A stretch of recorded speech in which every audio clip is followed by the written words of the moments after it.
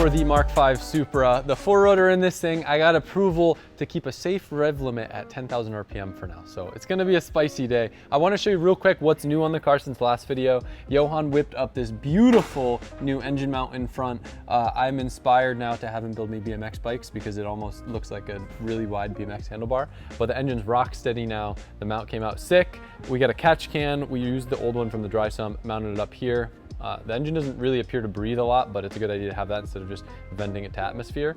And then other than that, as we were about to put the car on the dyno last night, Sean brought up a good point that we had this thing slammed on its nuts, verbatim, for SEMA last year, and the car probably wouldn't have been able to drive like that. So we raised it back up, alignment's dialed in, so we should be able to pull it off the dyno and shake it down as soon as it's ready to go. So as you guys know, the tune's not gonna change much since it's very, very similar to what we had before, but Freddie's here today to help me go over everything. If you remember, I played pretend tuner on this old engine a lot, but I wanna make sure everything's absolutely perfect with this. So the first thing we're doing is going through and verifying all the wiring to make sure the injectors are labeled correctly, the coils are labeled correctly. That way the ECU can do what it needs to. All right, I'm in. I got a beep. We're just testing for continuity. I'm in. Coils are good, now we check injectors.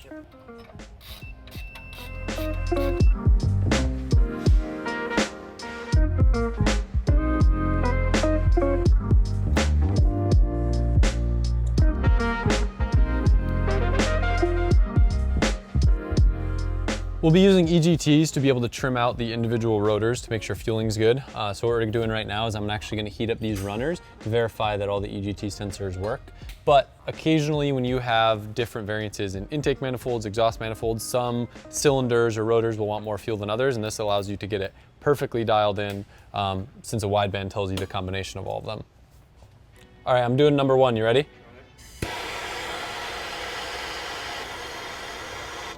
Good? Good?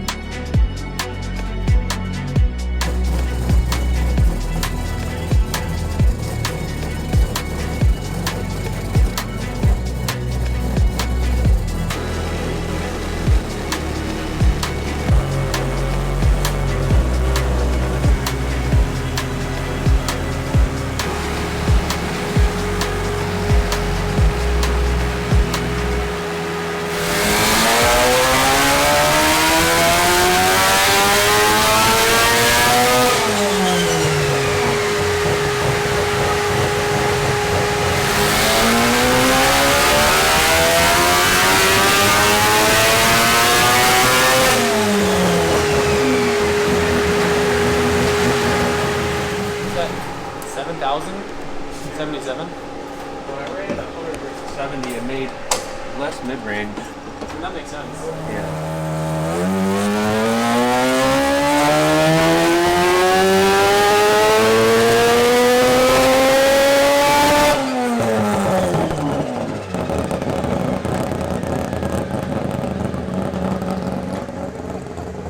Sounds gnarly. It sounds crazy. Yeah.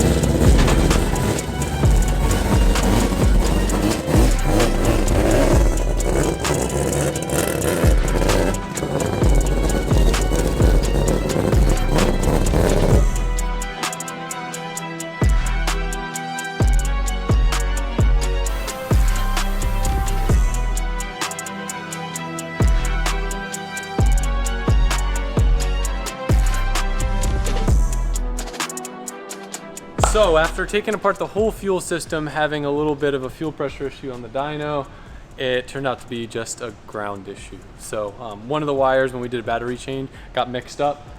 But the good thing is that gave us time to kind of dive into the fuel system. Everything was actually perfect in there when we used to have a lot of issues with the factory intake pump, because we're basically running like a D-Schwerks standalone surge tank with the stock factory intake. But while we had everything out, the filter for the pump was starting to get a little clogged from old residue. So it's good now, everything should be working. Freddie's coming back basically where the car left off. It's almost the exact same power as the old engine, but leaning on it a little bit less hard in terms of timing and fueling. So the plan is to go shake it down right now. It's very conservative, very safe, so it's not gonna feel really any extra bit spicy, but we wanna test, since this will be our first time drifting with the wet sump. Do we have any slosh issues? Is oil pressure cooperative once we start putting it through excess high RPM? And then we'll put it back on the dyno and we'll do some power pulls to see, once we start leaning it out, adding a little bit more timing, what kind of peak numbers will this billet engine make? All right, cold start. Let's see how quick this baby fires up.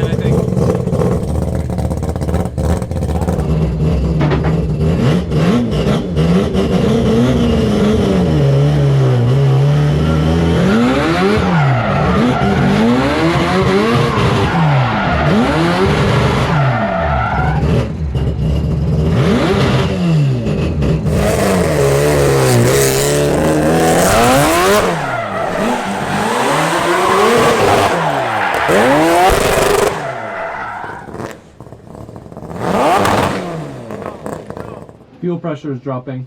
You want to check to make sure both the tanks are working? I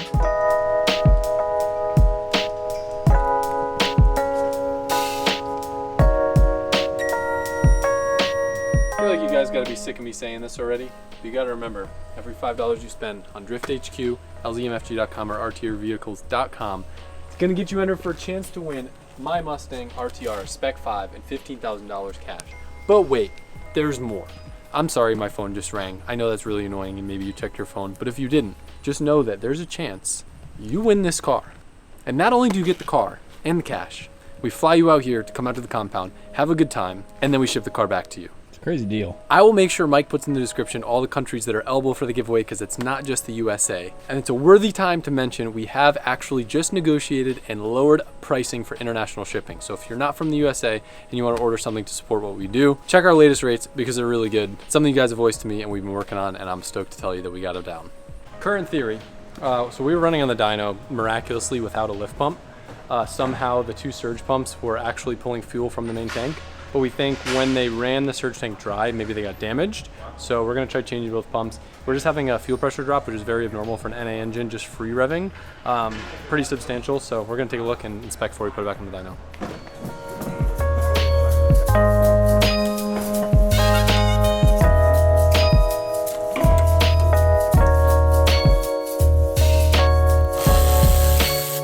I mean, visibly it looks okay, but who knows if something happened.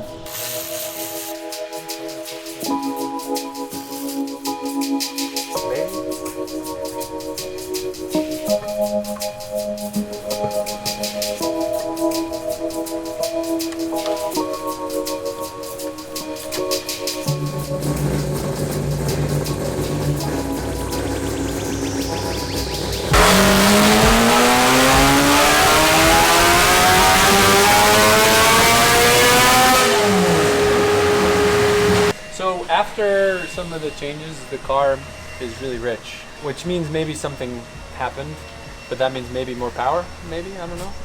Who knows? Go back to where it was, but it's like way rich. I don't have a good answer to tell you. We'll know when we know.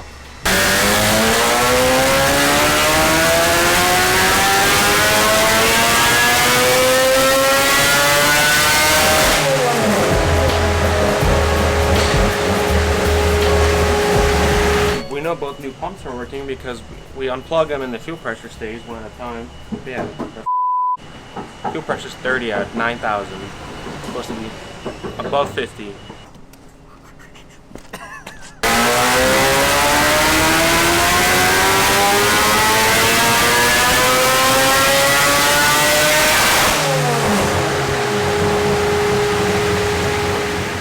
What did it fall down to before? 30? Yeah. So this time it fell to 40 earlier and it maintained 40 from 8,200 and 9,200, 9,300. So it was like 50 and then just a big drop and then 40. You think that'll have something to do with the battery? I just tighten it more to see if there's anything loose. Then It didn't have that voltage drop to 13.1 this time. what? So then maybe the voltage drop is like the contributing factor. Yeah.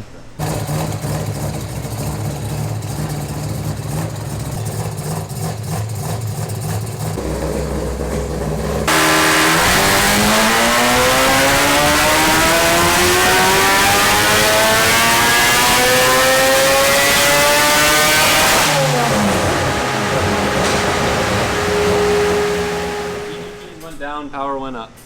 They came down like 50 degrees. Power went up. Yeah, but now the timing numbers are huge. Not huge, but 28, 29 degrees. Remember the old numbers said 35. Yeah, they're huge.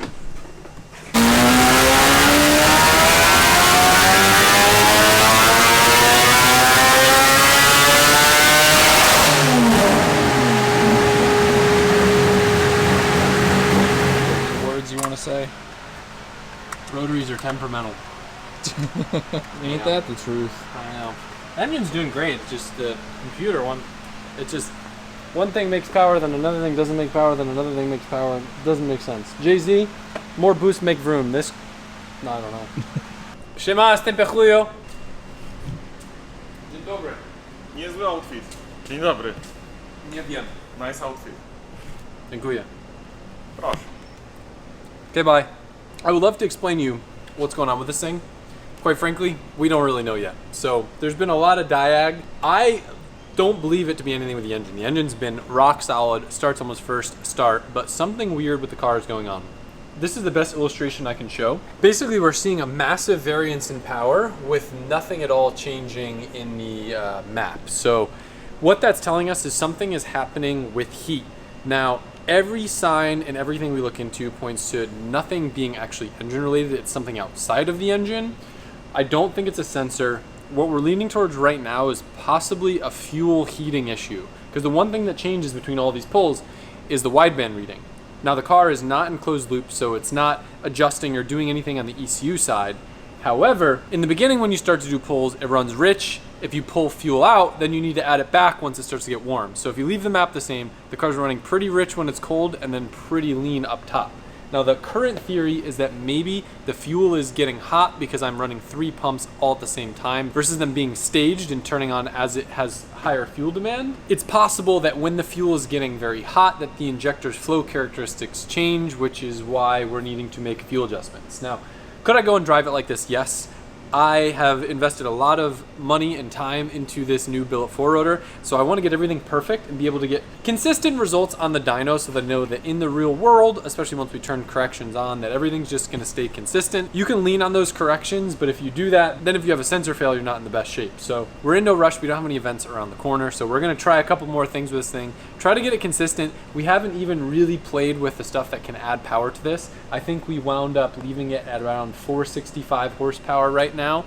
I bet it probably has another 10 to 15 in it, nothing crazy, but right now it's very conservative compared to how we ran the last motor, which was like high 12 air fuel ratio. Right now we're like high 11s, low 12. So there's some power on the table, but right now we're searching for consistency. The biggest problem with this car, honestly, is the wiring. There's a lot of stuff we'd change if we redo this car, just with stuff that we've learned. The way that the PDM works, the way that fuel pumps are wired kind of gives us peculiar problems that aren't easy quick fixes. So as much as I would like to take this car and start beating on it and testing it more, I don't feel entirely comfortable with where things are left on the dyno, so probably play a little bit more with it later in the week, and then from there we can test, develop the car more. I mean, the best thing that we haven't really leaned on too much is that the oil pressure is chilling now. We had so many issues with that dry sump before. The wet sump solution that we have now seems to be great. I hope that it's going to be good once we start putting some G's in it, but for now, this car's looking like it's on the road to being way more reliable than it was in the past. I was hoping it was going to be a quick on the dyno, off the dyno, beating the shit out of it for you guys, but we're going to take our time. We're going to make sure we get this thing perfect. When you said, when you said,